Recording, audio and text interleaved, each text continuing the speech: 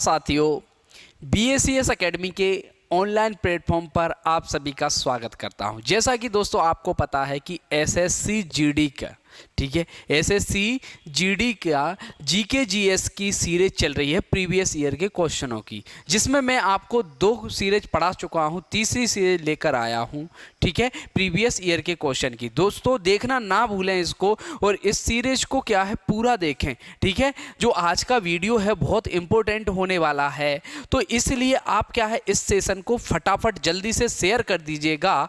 तो हम बढ़ते हैं आगे क्वेश्चन पर, ठीक है दोस्तों। हाँ, तो पहला क्वेश्चन पर बढ़ते हैं दोस्तों। तो पहला क्वेश्चन क्या है इसमें से, निम्नलिखित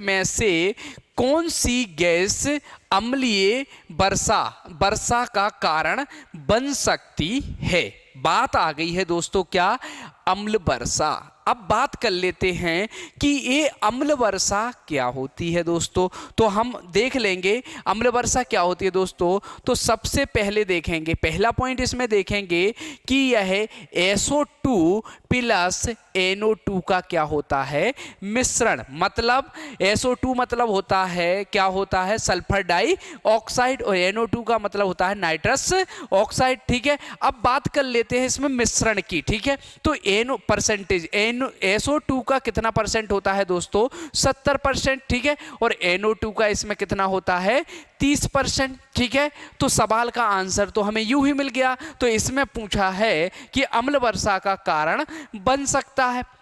तो इसमें पहला है कार्बन डाइऑक्साइड मतलब CO2, ठीक है। कार्बन मोनोऑक्साइड मतलब CO, सल्फर डाइऑक्साइड SO2, और मीथेन CH4। तो इसका करेक्ट आंसर क्या होगा, यानी कारण बन सकता है, तो करेक्ट आंसर क्या होगा, SO2, मतलब क्या है, ऑप्शन सी। अब बात करते हैं कि जो अम्लीय वर्षा है दोस्तों, अम्लीय वर्षा का नाम सर्वप्रथम किसने दिया था। तो नाम की अगर बात करें दोस्तों, तो 1852 में किसने दिया था नाम इसको, रॉबर्ट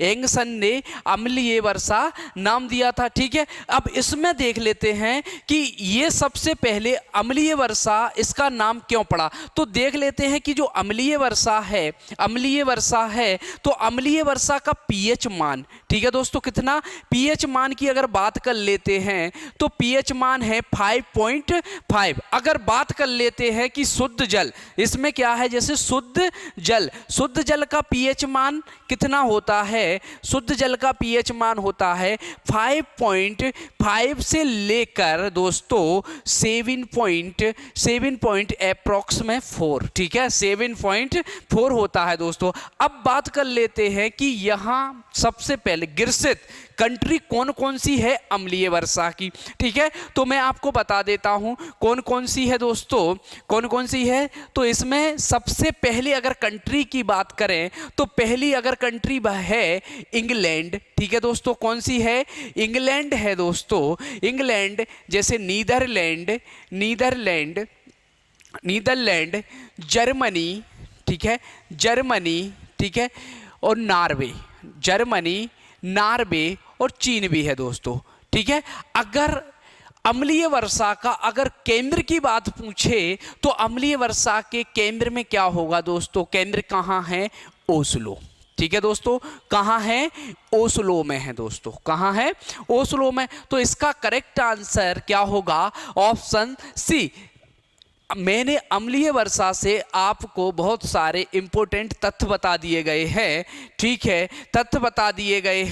ठीक है। तो इसमें से ये सवाल आने की पूर्ण संभावना है। तो आप क्या करना, इसको अच्छे से रीड करते रहना है, ठीक है दोस्तों। नेक्स्ट सवाल पर बढ़ते हैं। नेक्स्ट है विश्व स्वास्थ्य संगठन की स्थापना, विश्व स्वास्थ्य संगठन, ठीक है, विश्व स्वास्थ्य संगठन की स्थापना के के बारे में पूछ रहा है। अगर स्थापना की बात करें तो विश्व स्वास्थ्य संगठन की स्थापना की बात कर लेते हैं दोस्तों। स्थापना कब हुई थी? तो स्थापना इसकी दोस्तों 7 अप्रैल 1948 में हुई थी। कब हुई थी? 7 अप्रैल 1948 में हुई थी। तो ठीक है, ऑप्शन तो हमें मिल गया, ये मिल गया क्या? 1948। इसी उपलक्ष्य में क्या मनाया जाता है दोस्तों? 7 अप्रैल को क्या मनाया जाता है? विश्व स्वास्थ्य दिवस। क्या मनाया जाता है दोस्तों? विश्व स्वास्थ्य दिवस। विश्व स्वास्थ्य दिवस मनाया जाता है। ठीक है दोस्तों, ये सवाल पूछ लिया गया है एमपीपीएससी दोस्तों। किसमें? एमपीपीएससी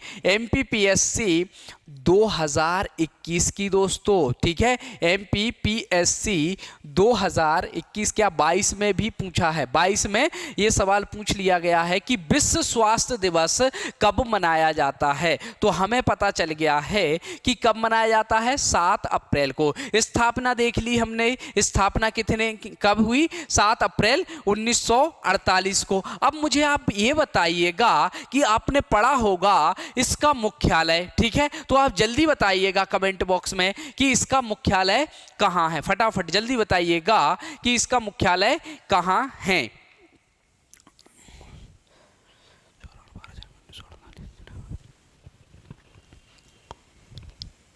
ठीक है, सही बता रहे हैं। मुख्यालय की अगर बात कर लेते हैं तो मुख्यालय है दोस्तों कहां?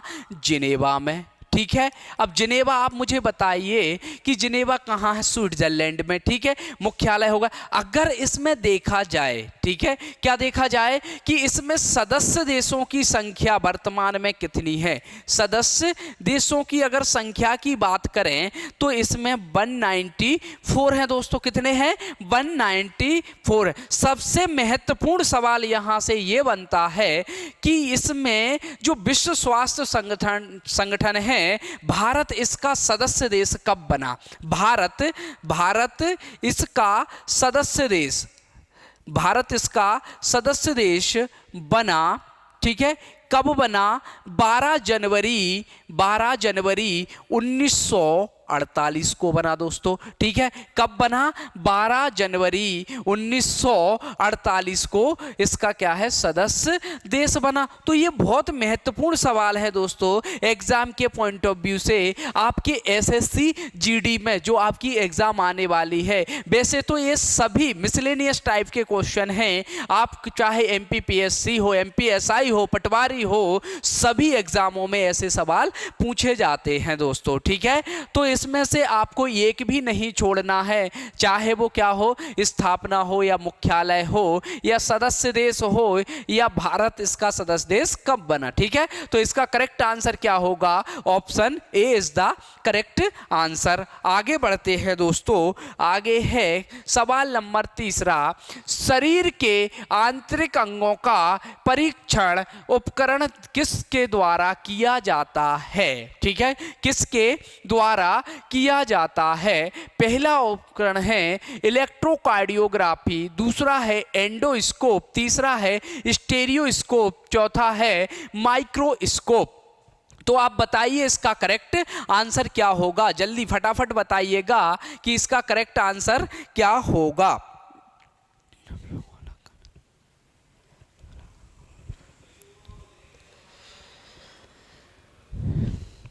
ठीक है, सही बता रहे हैं आप। इसका करेक्ट आंसर होता है इलेक्ट्रोकार्डियोग्राफी। ठीक है, इलेक्ट्रोकार्डियोग्राफी गलत बता रहे हैं। ईसीजी का मतलब होता है ईसीजी। ठीक है, इलेक्ट्रोकार्डियोग्राफी। लेकिन ये बात क्या कर रहा? शरीर के आंतरिक अंगों की, हृदय की बात नहीं कर रहा। तो ऑप्शन ये नहीं होगा दोस्तों, आप गलत बता रहे हैं। इसमें क्या है?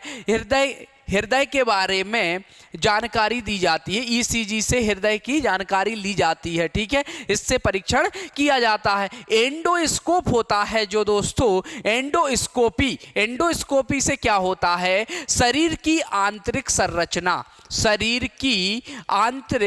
संरचना के बारे में आंतरिक जांच बोल सकते हैं। आंतरिक जांच की जा सकती है किसमें? एंडोस्कोपी में। ठीक ठीक है। अब जो स्टेरियोस्कोप है दोस्तों, दो वस्तुओं की छवि, यानी दो वस्तु कोई भी है तो उनका चित्र देखने के लिए सूक्ष्म आंखों से मतलब कौन सा उपकरण का प्रयोग किया जाता है, स्टेरियोस्कोप से। अब माइक्रोस्कोप क्या होता है दोस्तों, माइक्रोस्कोप क्या होता है, सूक्ष्मदर्शी, ठीक है दोस्तों, क्या होता है, सूक्ष्मदर्शी। इसमें क्या है, सूक्ष्म जीवों के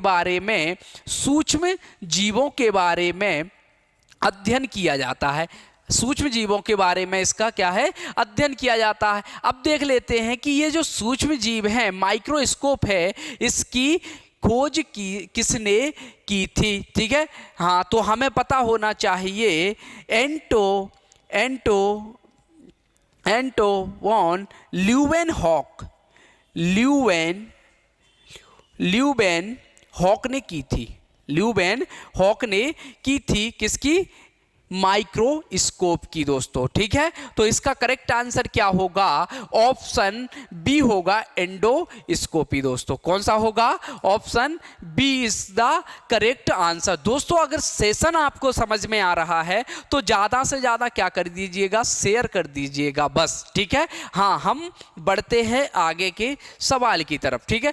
पहली पुस्तक है, चर्चित किताब हेलमेट किसके द्वारा लिखी गई है। बहुत बार यह सवाल पूछा गया है और यह पुस्तक बहुत इंपॉर्टेंट है दोस्तों, ठीक है। तो आपको याद रखना है कि यह कौन सी पुस्तक है और किसने लिखी है, ठीक है। तो हेलमेट जो पुस्तक है दोस्तों, हेलमेट किसकी पुस्तक है, विलियम शेक्सपियर, जॉस बर्नार्ड शॉ, माइकल एंडरसन और आर्थर कास्टलर, ठीक है, आर्थर कास्टलर, ठीक है। तो हमें पता कि जो विलियम शेक्सपियर हुए हैं, इनकी पुस्तक क्या है दोस्तों, हेलमेट, ठीक है, हेलमेट। और जॉर्ज बर्नार्ड शॉ थे, इन्होंने क्या है, कृत्रिम हृदय, ठीक है दोस्तों, कृत्रिम हृदय का क्या किया था, आविष्कार किया था, मतलब बनाने का प्रयास किया था। और माइकल एंडरसन क्या थे, ये अमेरिका के क्या थे दोस्तों, एक अभिनेता भी बोल सकते हैं, ठीक है दोस्तों,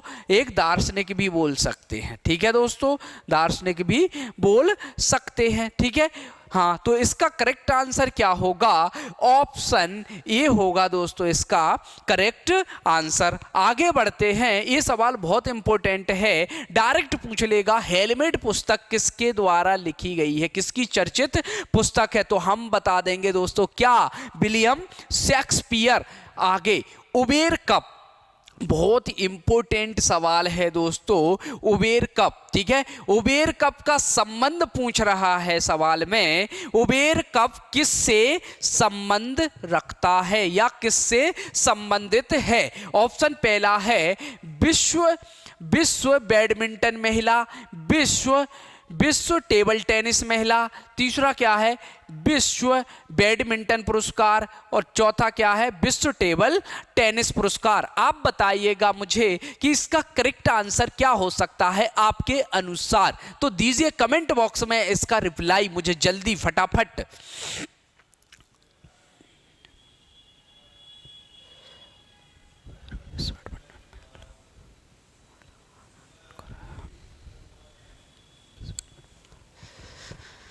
सही है, आपने सही बताया है कि विश्व बैडमिंटन महिला से संबंधित है, ठीक है, करेक्ट बताया। अब देख लेते हैं उबेर कप के बारे में दोस्तों, कि उबेर कप, अब देख लेते हैं उबेर कप, ठीक है।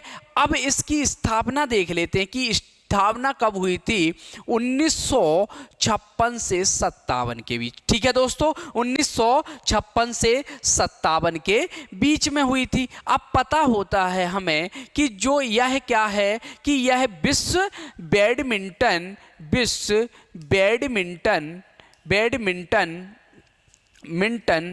महिला, विश्व बैडमिंटन महिला से संबंधित यह कप क्या है, प्रदान किया जाता है, एक ट्रॉफी होती है।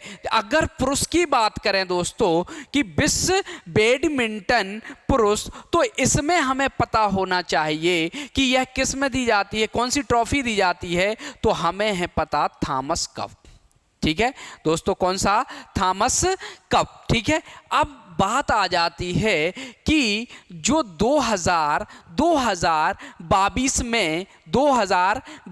में एक कप जीता गया है कि वह कप किसने जीता है, किसने किसको हराकर जीता है। तो आप मुझे बताइएगा किसने जीता है 2022 का। तो 2022 का कप अगर देखें तो साउथ कोरिया ने जीता है। किसने? साउथ कोरिया ने जीता है। किसको हराकर? ठीक है, सवाल ऐसा भी बनता है किसको हराकर, तो किसको हराकर ये चाइना को। ठीक है, चाइना को हराकर किसने जीता है? साउथ कोरिया ने 2022 का यह कप जीता है। अब पता ये सबसे इंपॉर्टेंट इसमें पूछेगा आपसे एग्जामिनर, आपसे क्या पूछेगा दोस्तों? आपसे पूछेगा कि जो उबेर कप है, ठीक है, उबेर कप है, इसकी पहले तो स्थापना पूछेगा। ठीक है, स्थापना पूछेगा तो मैंने बता दिया आपको स्थापना 1956 से 57 में हुई थी। ठीक है, फिर मैंने बताया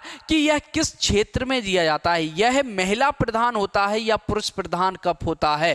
ठीक है, तो मैंने बता दिया है कि विश्व बैडमिंटन महिला से संबंधित है। मैंने बताया कि यह क्या है, जो थॉमस कप है, थॉमस कप क्या है, विश्व बैडमिंटन पुरुष में दिया जाता है दोस्तों। तो इस हमें सभी पॉइंट इसके क्लियर हो गए। 22 का देख लिया, वर्तमान का देख लिया। 2022 में साउथ कोरिया ने हराकर चाइना को हराकर साउथ कोरिया ने जीता है। तो इसका करेक्ट आंसर क्या होगा दोस्तों? ऑप्शन ए होगा इसका करेक्ट आंसर। आगे बढ़ते हैं, नेक्स्ट क्वेश्चन है हमारा, सिंधु घाटी लिपि की संरचना स्रोत ज्ञात होती है। ठीक है, मतलब ये पूछ रहा है कि जो सिंधु घाटी की जो लिपि है की संरचना का स्रोत ज्ञात कहां से होता है। ठीक है, जो लिपि है, लिपि की जानकारी हमें कहां से मिलती है। ठीक है, तो पहला ऑप्शन है आभूषणों से, दूसरा मोहरों से, तीसरा है मूर्तियों से, चौथा है खिलौनों से। दोस्तों चौथा कौन सा है? खिलौनों से। आप बताइएगा मुझे इसका करेक्ट आंसर क्या हो सकता है, जल्दी फटाफट बताइएगा कि इसका करेक्ट आंसर क्या होगा, जल्दी।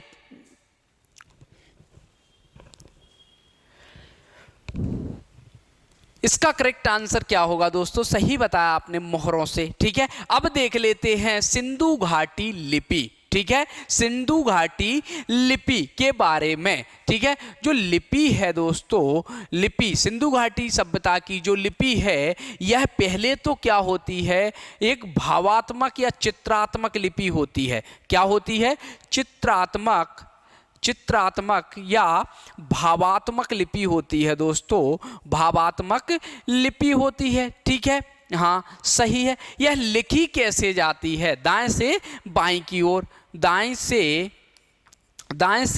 बाएं की ओर लिखी जाती है। दाएं से बाएं की ओर लिखी जाती है। इसका दूसरा नाम है पिक्टोग्राफी भी कहा जाता है दोस्तों। क्या कहा जाता है? पिक्टोग्राफी भी इस लिपि को कहा जाता है। ठीक है, इसमें अगर चिन्ह की बात करें दोस्तों, इसमें 256 चिन्ह होते हैं। ठीक है, लगभग दोस्तों, ठीक है, लगभग 256 चिन्ह हैं। ठीक है, लगभग 256 इसमें चिन्ह हैं। ठीक है, हाँ, तो इसमें हमने देखा कि यह लिपि कैसे लिखी जाती है, दाएं से बाएं, फिर बाएं से दाएं। ठीक है, हाँ, दाएं से बाएं, फिर बाएं से बाएं। ठीक है, इसमें लिखा कि यह लिपि कैसी है? चित्रात्मक और इसे भावात्मक, इसलिए इसे क्या पिक्टोग्राफी भी कहते हैं। इस लिपि की जानकारी हमें कहां से मिली है? मोहरों से मिली है। ठीक है, मोहरों से मिली है। ठीक है, मोहरें कहां से प्राप्त हुई हैं? मोहनजोदड़ो से। ठीक है, तो इसका करेक्ट आंसर क्या होगा? ऑप्शन बी होगा दोस्तों इसका करेक्ट आंसर। आगे बढ़ते हैं, कौटिल्य, सभी को पता है इनके बारे में। कौटिल्य का संबंध निम्नलिखित में से किस विश्वविद्यालय से था? तो आप बताइएगा, वैशाली, नालंदा, पाटलिपुत्र, तक्षशिला। ठीक है, बताइएगा कौटिल्य का संबंध किससे संबंधित था? ठीक है, जल्दी बताइएगा कि कहां से संबंधित था, जल्दी बताइएगा।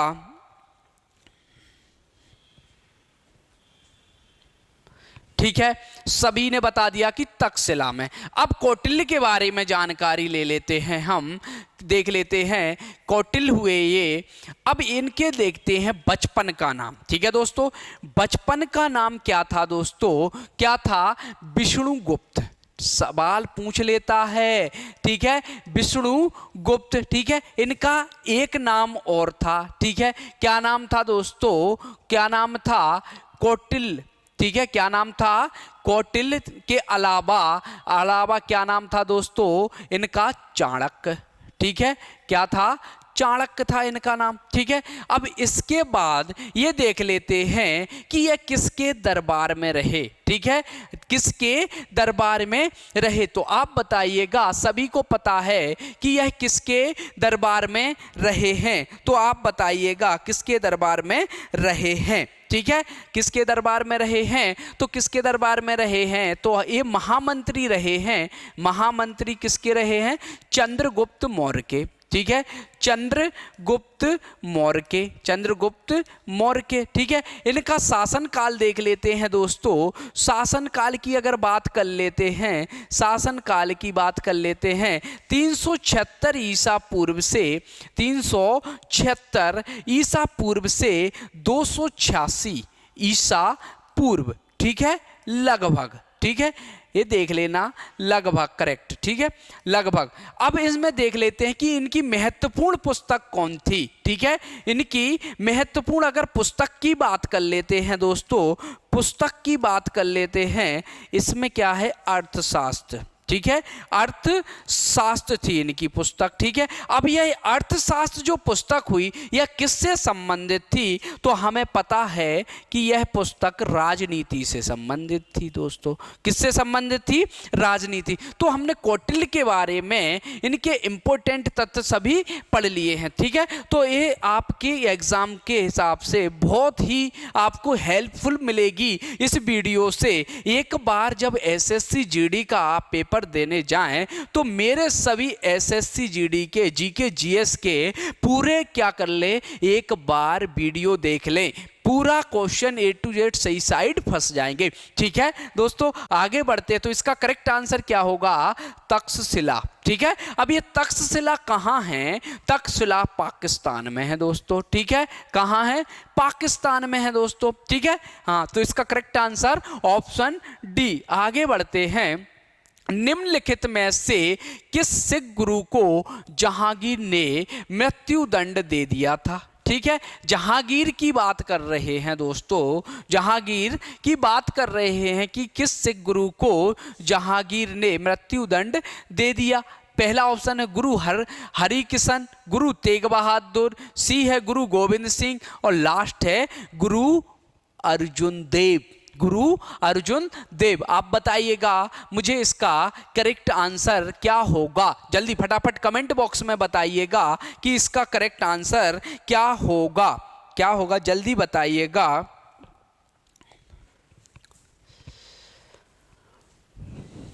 सही बताया है आपने, अर्जुन देव। ठीक है, अर्जुन देव। अब अर्जुन देव के बारे में जानकारी एकत्रित कर लेते हैं कि अर्जुन देव यह सिक्कों के, अर्जुन देव यह सिक्कों के कौन से गुरु थे? पांचवें गुरु थे दोस्तों, पांचवें गुरु थे। ठीक है, पता चल गया हमें। ठीक है, पांचवें गुरु थे। अब बात कर लेते हैं कि इन्होंने सर्वप्रथम क्या किया था। ठीक है, क्या किया था? इन्होंने स्वर्ण मंदिर की क्या रखी थी? नींव रखी थी। क्या रखी थी? स्वर्ण मंदिर की नींव रखी थी। स्वर्ण मंदिर की क्या रखी थी दोस्तों? नींव रखी थी। ठीक है, हाँ, स्वर्ण मंदिर की नींव रखी थी, जो कहाँ है? अमृतसर में। ठीक है, अब इसके बाद सवाल ये आता है कि जहांगीर ने मृत्यु दंड दिया था, तो ये कौन से मृत्यु दंड दे दिया था? गुरु अर्जुन देव को। ठीक है, तो इसका करेक्ट आंसर क्या होगा? गुरु अर्जुन देव। ठीक है, क्यों दे दिया था इन्हें? इस्लाम धर्म कबूल ना करने के कारण। इस्लाम धर्म कबूल ना करने के कारण।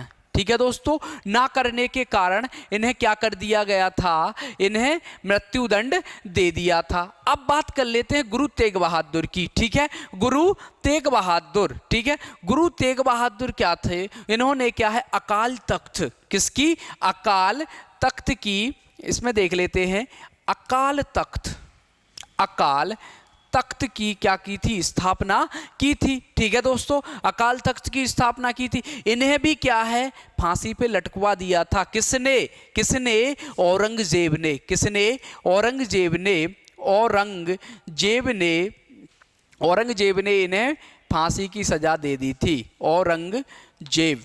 ठीक है दोस्तों, और इन्होंने क्या है अकाल तख्त की स्थापना की थी। अब आ जाते हैं गुरु गोविंद सिंह। यह क्या है, सिखों के कौन से गुरु थे, 10वें गुरु थे। ठीक है, कौन से थे, 10वें गुरु थे। इन्होंने क्या किया था, गुरु गोविंद सिंह ने क्या किया था, अमृतसर का निर्माण करवाया था, और क्या करवाया था, सबसे मेन पंच कगार, ठीक है, पंच कगार की स्थापना, कगार की स्थापना इन्होंने की थी। और ये अंतिम गुरु थे, सिखों के अंतिम गुरु कौन थे, गुरु गोविंद सिंह। अब इनमें एक और स्थापना की थी, कौन सी, खालसा पंथ, क्या, खालसा पंथ की स्थापना की थी। ठीक है, किसकी की थी, खालसा पंथ की स्थापना की थी दोस्तों। तो मैंने ये सभी आपको चीजें बता दी हैं और ये एग्जाम में आती हैं 101%। आपको क्या करना है, इसको पूरे अच्छी तरीके से वीडियो देखना है अंत तक दोस्तों। ठीक है, तो मेरे साथ बने रहिएगा लास्ट तक। आगे बढ़ते हैं, आगे है हाइड्रोजन के परमाणु में कौन सा मौलिक कण उपस्थित नहीं होता, बात कर रहा है नहीं की। ठीक है, हाइड्रोजन, ठीक है, H1, ठीक है, हाइड्रोजन में कौन सा मौलिक कण उपस्थित होता है। अब प्रोटॉन, इलेक्ट्रॉन, न्यूट्रॉन, उपरोक्त सभी, तो हम बात कर लेते हैं इसमें उपस्थित कण कौन सा नहीं होता है। तो आप बताइएगा कौन सा नहीं होता है, जल्दी बताइएगा फटाफट।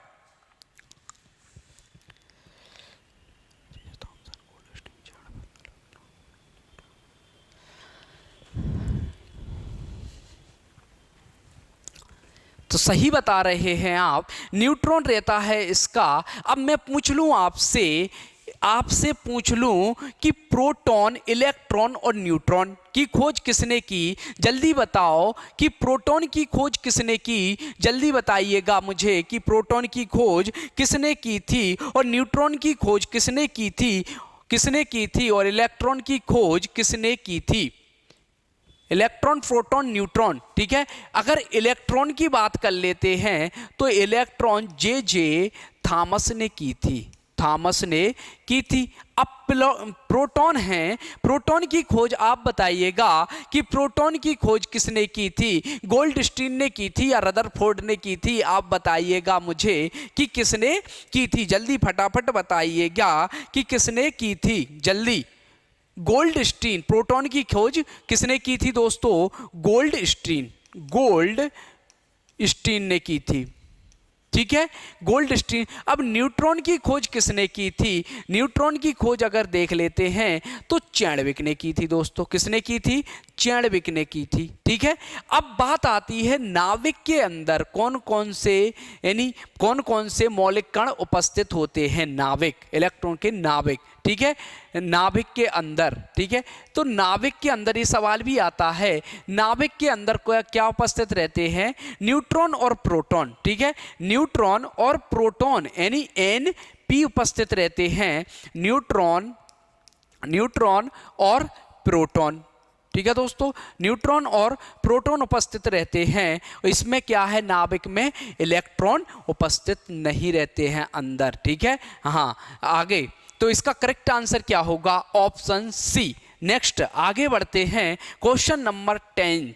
राष्ट्रपति शासन अधिकतम लगाया जा सकता है 6 माह, 2 वर्ष, 1 वर्ष, 3 वर्ष, जल्दी बताइएगा मुझे। ये बताइएगा कि कितने अनुच्छेद यानी राष्ट्रीय आपात हैं, राष्ट्रीय आपात उपबंध हैं, ये कौन से भाग में हैं, सबसे पहले ये बताइएगा। और कितने आपात उपबंध हैं ये बताइए, जल्दी बताइएगा, फिर सवाल पर बढ़ेंगे इसके आंसर। जल्दी बताइएगा बताइएगा कि राष्ट्रीय आपात उपबंध है कौन से भाग में है संविधान के, ठीक है, कौन से भाग में है, जल्दी बताइएगा। ठीक है, राष्ट्रीय आपात उपबंध, राष्ट्रीय आपात उपबंध, ठीक है। अब भाग देख लेते हैं, तो इसमें भाग की अगर बात करें तो भाग 18 में बताया गया है दोस्तों, ठीक है, भाग 18 में। अब ये 3 प्रकार के होते हैं दोस्तों, ठीक है, राष्ट्रीय उपबंध, राष्ट्रीय आपात उपबंध। अब कौन कौन से, तो पहला कौन सा होता है, राष्ट्रीय आपात, ठीक है, राष्ट्रीय आपात, राष्ट्रीय आपात। अब दूसरा क्या होता है, राष्ट्रपति शासन, राष्ट्रपति शासन, ठीक है। और तीसरा क्या होता है साथियों, तीसरा होता है वित्तीय आपात। क्या होता है, वित्तीय आपात। अब देख लेते हैं कि इसमें राष्ट्रीय आपात और राष्ट्रपति शासन और वित्तीय आपात, अब इनके अनुच्छेद देख लेते हैं, ये भी एग्जाम में पूछे जाते हैं, ठीक है। तो राष्ट्रीय आपात की बात करें तो राष्ट्रपति आपात है अनुच्छेद 352 में, ठीक है। अगर राष्ट्रपति शासन की बात करें तो अनुच्छेद 356 में, ठीक है। और वित्तीय आपात की बात करें तो अनुच्छेद 360 में है, ठीक है दोस्तों।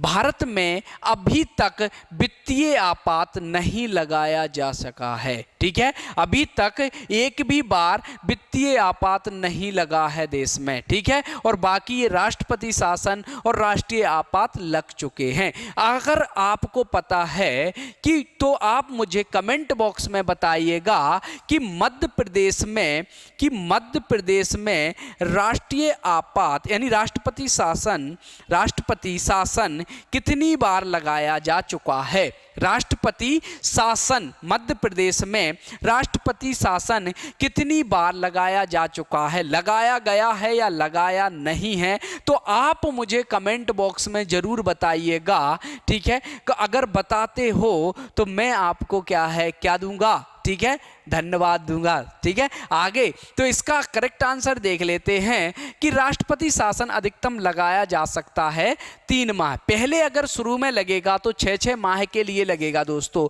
6-6 माह के लिए। अगर फिर भी लगता है तो 1 वर्ष के लिए, लेकिन अगर अधिकतम तो 3 वर्ष के लिए, ठीक है, अधिकतम 3 वर्ष के लिए राष्ट्रपति शासन लगाया जा सकता। वेरी इंपॉर्टेंट सवाल है दोस्तों, इसके जो भी फैक्ट बताए हैं मैंने ये सभी महत्वपूर्ण हैं, ठीक है। तो आगे बढ़ते हैं। नेक्स्ट सवाल है, असहयोग आंदोलन में असहयोग आंदोलन में गिरफ्तार किए जाने वाले सबसे पहले नेता कौन थे। बात आ रही है असहयोग आंदोलन की, ठीक है, असहयोग आंदोलन की। जल्दी बताइएगा कि असहयोग आंदोलन कब स्टार्ट किया गया था, तो आप मुझे बताइएगा जल्दी कि कब स्टार्ट किया गया था कि असहयोग आंदोलन, ठीक है, हाँ जल्दी बताइएगा कि असहयोग आंदोलन कब शुरू किया गया था, ठीक है। तो मैं बता देता हूं कि असहयोग आंदोलन अगर प्रारंभ की बात करें इसके, तो प्रारंभ किया गया था दोस्तों 1 अगस्त 1920 को, ठीक है। कहाँ, 1 अगस्त 1920 को किया गया था, ठीक है, प्रारंभ, ठीक है। अब इसमें ये कि सब एक क्या कारण था, ये जो आंदोलन था, असहयोग आंदोलन था, ये चरम सीमा पर फैल चुका था और अचानक सडनली इसको महात्मा गांधी जी ने बंद क्यों कर दिया था, यानी क्यों कर दिया, क्योंकि इस आंदोलन में क्या हो गया था दोस्तों, हिंसा, ठीक है, क्या हिंसा भड़क चुकी थी, क्या भड़क चुकी थी दोस्तों, हिंसा। वो हिंसा का कारण क्या था दोस्तों, क्या था, चोरा चोरी कांड, ठीक है, चोरा चोरी कांड, अब चोरा चोरी कांड की बात कर लेते हैं। ये भी सवाल पूछा जाता है कि ये चोरा चोरी जो कांड हुआ था, ये चोरा चोरी कांड कब हुआ था। ठीक है, तो कब हुआ था? 5 फरवरी 1922 में हुआ था दोस्तों। कब? 5 फरवरी 1922 में हुआ था। ठीक है, ये कहाँ हुआ था आप मुझे बताओगे ऑप्शन में। ठीक है, मतलब कमेंट में कि कहाँ हुआ था। ठीक है, तो अगर आप बता सकते हो, कहीं बता रहे उत्तर प्रदेश। ठीक है, उत्तर प्रदेश के गोरखपुर में हुआ था, सही बता रहे हैं दोस्तों आप। 5 फरवरी 1922 इसका करेक्ट आंसर रहेगा। इसमें क्या हुआ था? पुलिस थाने जला दिए गए थे, ट्रेनें जला दी गई थी, इसलिए गांधी जी को लगा, गांधी जी क्या थे? अहिंसा के पुजारी, और वो अहिंसा रूपी क्या है? वो अहिंसा रूपी आंदोलन जारी रखे थे। क्या असहयोग आंदोलन। ठीक है, इसलिए इसमें क्या है? हिंसा हो गई थी, तो उन्होंने क्या है? इस आंदोलन को क्या है? तुरंत स्थगित कर दिया था। ठीक है, तो इस आंदोलन में गिरफ्तार किसको कर लिया था? महात्मा गांधी को। ठीक है, क्या कर लिया था? महात्मा गांधी को स्थगित कर लिया था। तो यह आंदोलन क्या हो गया था? स्थगित हो गया था दोस्तों। तो इसका कारण क्या था स्थगित होने का? चोरा चोरी कांड। ठीक है, सवाल अगर ऐसा भी बन सकता है कि जो असहयोग आंदोलन है, असहयोग आंदोलन के स्थगित होने का कारण क्या था? तो कारण क्या था दोस्तों? कारण था चोरा चोरी की घटना। ठीक है, कब हुई थी? 5 फरवरी 1922 में हुई थी दोस्तों। इसमें किसको गिरफ्तार कर लिया गया था? महात्मा गांधी को। तो ऑप्शन डी होगा इसका करेक्ट आंसर। आगे बढ़ते हैं।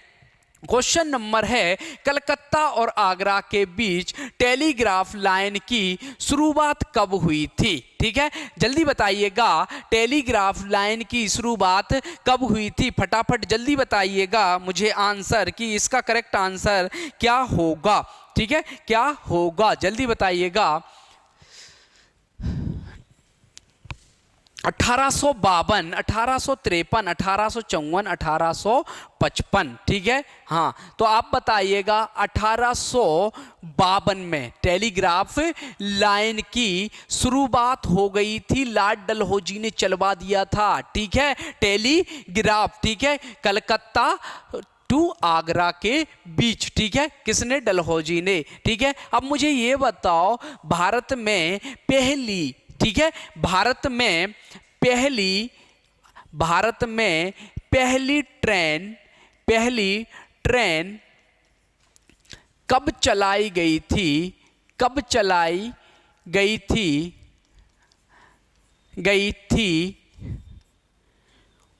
और किसके बीच, किसके बीच चलाई गई थी? किसके बीच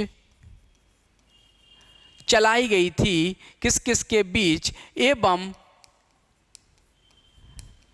ट्रेन का नाम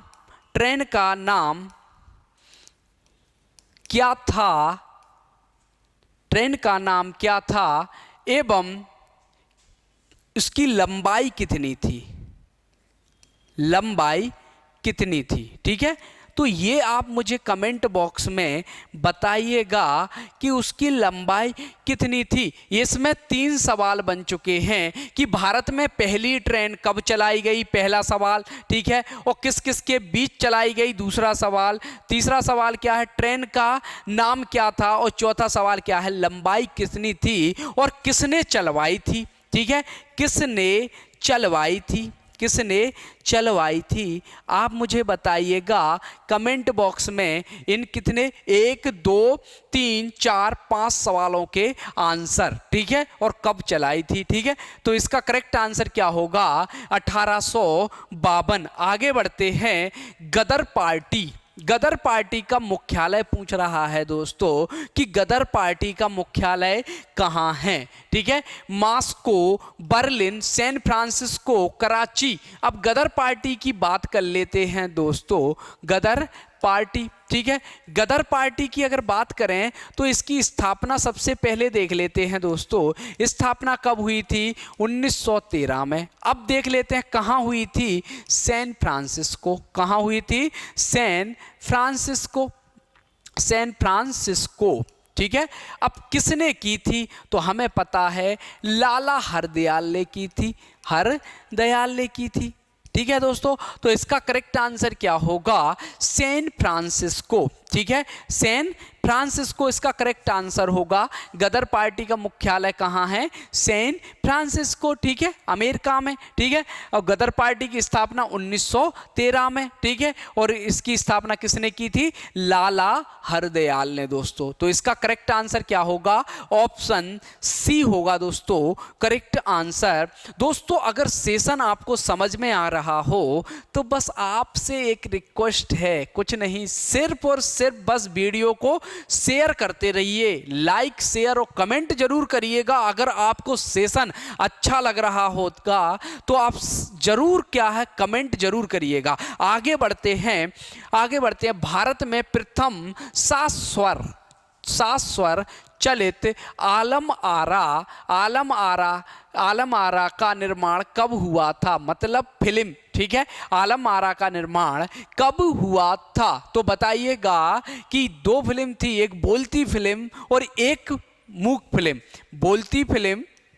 बोलती फिल्म ये एसएससी जीडी में आए हुए पूछे गए सवाल हैं दोस्तों। ऐसे सवाल पूछे जाते हैं, बोलती फिल्म और मूक फिल्म। अब बताइएगा कि इनमें से कौन सी है, ठीक है, कौन सी है। अब बोलती फिल्म की अगर बात करें, सात स्वर, ठीक है, सात स्वर चलित, तो आलम आरा हो गई दोस्तों, बोलती फिल्म आलम आरा, ठीक है, आलम आरा, ठीक है। अब इसकी बात कर लेते हैं कि यह जो फिल्म थी यह कब, मतलब कब इसका निर्माण हुआ था, ठीक है। तो हमें पता होना चाहिए 1931 में, ठीक है। अब मूक फिल्म की बात कर लेते हैं दोस्तों। तो मूक फिल्म जो है, मूक फिल्म क्या है, राजा हरिश्चंद्र, ठीक है, हरिश्चंद्र। अब इसकी बात कर लेते हैं कि यह फिल्म कब इस्टेब्लिश्ड हुई थी, निर्माण कब हुआ था, तो 1913 में हुआ था दोस्तों। कब हुआ था, 1913 में। अब 3D पिक्चर की बात कर लेते हैं, पहली 3D फिल्म की बात कर लेते हैं, 3D फिल्म की। तो क्या कर लेते हैं, 3D फिल्म जो थी रानी लक्ष्मीबाई, ठीक है, झांसी की रानी दोस्तों देख लेना कंफर्म सही है या गलत, ठीक है। 3D फिल्म क्या है, झांसी की रानी थी, ठीक है। तो इसका करेक्ट आंसर क्या होगा, करेक्ट आंसर क्या होगा, ऑप्शन बी होगा 1931 आलम आरा मूवी, ठीक है। पहली बोलती फिल्म कौन सी थी, आलम आरा, और कब बनाई गई थी, 1931 में। तो ऑप्शन बी होगा दोस्तों इसका करेक्ट आंसर। आगे बढ़ते हैं, नेक्स्ट सवाल है, नेक्स्ट है, किस नदी के किनारे, बात आ गई है, किस नदी के किनारे न्यूयॉर्क शहर बसा है, ठीक है, न्यूयॉर्क शहर बसा है, ठीक है। बताओ मुझे जल्दी कि कौन सा जो शहर है, जो क्या है, नहीं, कौन सा शहर जो किस नदी, न्यूयॉर्क शहर है, किस नदी पर बसा हुआ है दोस्तों। तो आप मुझे बताइएगा कि कौन सा ऐसा शहर है, ठीक है, नदी है जो न्यूयॉर्क पर बसी हुई है, ठीक है। बताओ, न्यूयॉर्क शहर बसा है, सॉरी, पोटोमैक पहला, फिबे, हडसन, स्प्री। जल्दी कमेंट, फटाफट जल्दी कमेंट करिएगा दोस्तों, और जल्दी से क्या करिएगा, शेयर, और क्या कर दीजिएगा, लाइक करिएगा दोस्तों, ज़्यादा से ज़्यादा, और शेयर, ठीक है, लाइक शेयर और सब्सक्राइब जरूर करिएगा दोस्तों आगे, ठीक है। हाँ, सही बताया है आपने कि जो न्यूयॉर्क है, न्यूयॉर्क कौन सी नदी पर बसा हुआ है, न्यूयॉर्क कौन सी नदी पर, पोटोमैक बता रहे हैं दोस्तों, पोटोमैक और फिबे बता रहे हैं, कई तो हडसन भी बता रहे हैं। क्या बता रहे हैं, हडसन भी बता रहे हैं, सही बता रहे हैं, क्या बता रहे हैं, हडसन। तो सही है दोस्तों, हडसन क्या है, न्यूयॉर्क जो बसा हुआ है, न्यूयॉर्क कहां पर बसा हुआ है, न्यूयॉर्क बसा हुआ है दोस्तों हडसन नदी पर, न्यूयॉर्क, ठीक है। अब बात कर लेते पोटोमैक, ठीक है, पोटोमैक अमेरिका की राजधानी वॉशिंगटन, ठीक है, वॉशिंगटन बसा हुआ है। स्प्री किस पर बसा हुआ है, बर्लिन, ठीक है, जर्मनी की राजधानी बर्लिन, ठीक है, बर्लिन बसा हुआ है, ठीक है दोस्तों। तो इसका करेक्ट आंसर क्या होगा? पोटोमैक, पोटोमैक नहीं हडसन होगा इसका करेक्ट आंसर, ऑप्शन सी दोस्तों, सी होगा इसका करेक्ट आंसर, ठीक है दोस्तों। सेशन अगर आपको समझ में आ रहा हो तो आप शेयर जरूर करिएगा, ठीक है। आगे बढ़ता हूं, क्वेश्चन नंबर है 16, कितना? 16।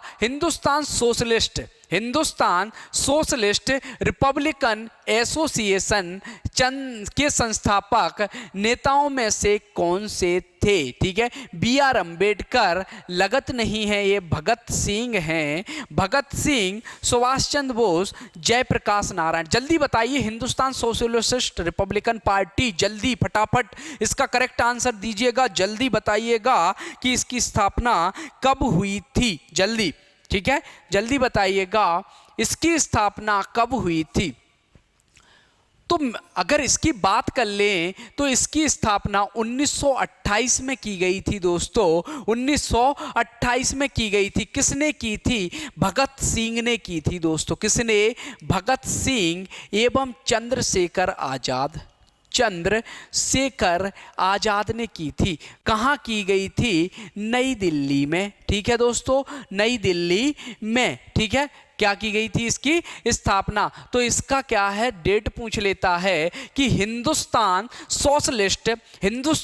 सोशलिस्ट रिपब्लिकन एसोसिएशन के संस्थापक नेताओं में से एक थे भगत सिंह, ठीक है। और स्थापना कब हुई थी? 1928 में, और क्या? नई दिल्ली में, ठीक है। तो इसका करेक्ट आंसर क्या हो जाएगा? ऑप्शन बी होगा दोस्तों करेक्ट आंसर, ठीक है। हाँ, गांधी जी ने साबरमती आश्रम की स्थापना कब की थी? 1917, 1918, 1915, 1921। फटाफट इसका करेक्ट आंसर बताइएगा कि इसका करेक्ट आंसर क्या होगा, जल्दी जल्दी बताइएगा कि इसका करेक्ट आंसर क्या होगा, ठीक है, क्या होगा दोस्तों, जल्दी जल्दी, टाइम अप, ठीक है। इसका करेक्ट आंसर होगा ऑप्शन सी होगा दोस्तों, इसका करेक्ट आंसर साबरमती आश्रम, ठीक है। साबरमती आश्रम से ही इन्होंने दांडी मार्च प्रारंभ किया था। तो 1915, ठीक है, साबरमती, कहाँ? अहमदाबाद, ठीक है दोस्तों, अहमदाबाद, ठीक है। अहमदाबाद कहाँ है? गुजरात में दोस्तों, ठीक है, गुजरात में है। यहीं से क्या किया था इन्होंने, ठीक है, यहीं से क्या किया था? साबरमती आश्रम से क्या किया था? दांडी मार्च, ठीक है। दांडी मार्च कब? 1930, ठीक है। दांडी मार्च में क्या किया था? नमक कानून को तोड़ा था, नमक कानून को तोड़ा था। इस पर क्या करते थे? अंग्रेज नमक पर टैक्स लेते थे, तो वो टैक्स को देने से इन्होंने मना कर दिया था कि हम नमक पर टैक्स नहीं देंगे। इसलिए इन्होंने क्या है, दांडी मार्च की थी। और दांडी मार्च की तुलना किससे? नेपोलियन मार्च से की जाती है। किसने की थी? सुभाष चंद्र बोस ने, ठीक है। तो इसका करेक्ट आंसर क्या होगा? ऑप्शन सी होगा दोस्तों करेक्ट आंसर। नेक्स्ट क्वेश्चन पर बढ़ते हैं साथियों। नेक्स्ट क्वेश्चन है, स्वराज्य आम जनता के लिए होना चाहिए, केवल वर्गों के लिए नहीं, के प्रसिद्ध सूत्र की घोषणा। पहले बात कर लेते हैं स्वराज्य पार्टी की। स्वराज्य पार्टी अब देख लेते हैं स्वराज्य पार्टी की स्थापना किसने की थी, कब की थी? 1923 में, ठीक है। किसने की थी? सी आर दास एवं मोतीलाल नेहरू ने की थी दोस्तों। किसने? सी आर दास एवं मोतीलाल नेहरू ने की थी, ठीक है। अब इस पे आ जाते हैं कि क्वेश्चन क्या बोल रहा है, स्वराज आम जनता के लिए होना चाहिए, केवल वर्गों के लिए नहीं, के प्रसिद्ध सूत्र की घोषणा किसने की थी? तो प्रसिद्ध जो सूत्र था वो सी आर दास ने की थी, ठीक है। तो इसका करेक्ट आंसर क्या होगा? ऑप्शन ए होगा दोस्तों इसका करेक्ट आंसर। दोस्तों वीडियो अगर अच्छा लग रहा हो तो ज़्यादा से ज़्यादा इसको शेयर कर दीजिएगा। ये क्वेश्चन एसएससी जीडी, ठीक है, एसएससी जीडी के प्रीवियस ईयर के क्वेश्चन हैं, आप एक बार इनको देख लीजिएगा। ये क्वेश्चन बार बार एग्जाम में आपके पूछे जाते हैं, चाहे वो कोई सी भी एग्जाम हो, चाहे एमपीपीएससी हो, पटवारी हो, व्यापम हो, A to Z रेलवे भी हो, तो सभी एग्जामों में ऐसे सवाल पूछे जाते हैं। आप देख ही रहे हो कि एसएससी में ऐसे सवाल आए हुए हैं, ठीक है। आगे बढ़ते हैं, आगे है अगस्त 1932 में रैमजे मैकडोनाल्ड के सांप्रदायिक पंचायत, सवाल आ गया, सांप्रदायिक पंचायत के द्वारा पहली बार एक पृथक निर्वाचन समूह बनाया था, ठीक है, पृथक निर्वाचन समूह बनाया था, ठीक है। यहां मुसलमानों के लिए कौन सा था, मुसलमानों के लिए कौन सा था, आप बताओ। 1909 का अधिनियम, मार्ले मिंटो अधिनियम, ठीक है, 1909। भारतीय ईसाइयों के लिए, एंग्लो इंडियन के लिए, अछूतों के लिए, ठीक है। तो इसका करेक्ट आंसर क्या होगा, अछूतों के लिए, ठीक है। यहां पूना समझौता हुआ था।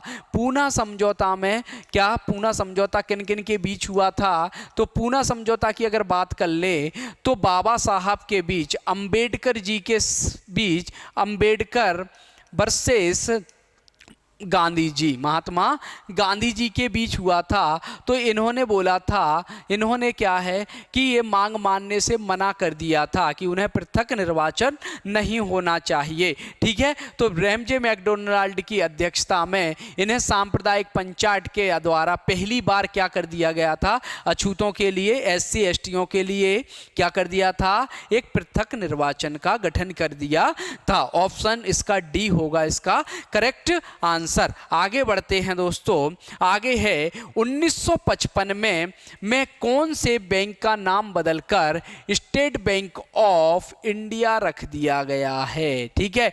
पहले Bank of Bengal, Bank of Bombay, Bank of Madras, Imperial Bank of India, ठीक है, इंपीरियल बैंक ऑफ इंडिया। तो 1955 में क्या रख दिया इसका नाम, स्टेट यानी एसबीआई, ठीक है। एसबीआई इसका मुख्यालय कहाँ है, मुंबई, ठीक है। हाँ, ये क्या है, इसका नाम चेंज कर दिया था। वर्तमान में कौन है, शक्तिकांत दास, ठीक है। तो इसका नाम रख दिया था इंपीरियल बैंक ऑफ इंडिया, क्या, इंपीरियल बैंक ऑफ इंडिया। तो इसका करेक्ट आंसर क्या होगा, ऑप्शन डी होगा दोस्तों करेक्ट आंसर। दोस्तों अगर सेशन आपको अच्छा लगा हो तो ज़्यादा से ज़्यादा इसको शेयर कर दीजिएगा और सब्सक्राइब और लाइक तो ठोकते रहिएगा। बस आपका काम क्या है, बेल आइकन को क्लिक करना, ठीक है, बेल आइकन को क्लिक करना है और सब्सक्राइब जरूर करते रहना है दोस्तों। ऐसे ही मेरे साथ बने रहिएगा। नेक्स्ट प्रीवियस ईयर का क्वेश्चन सेट लेकर आऊँगा मैं आपसे और इसी समय पर फिर मिलूँगा दोस्तों। जब तक के लिए जय हिंद साथियों, जय भारत।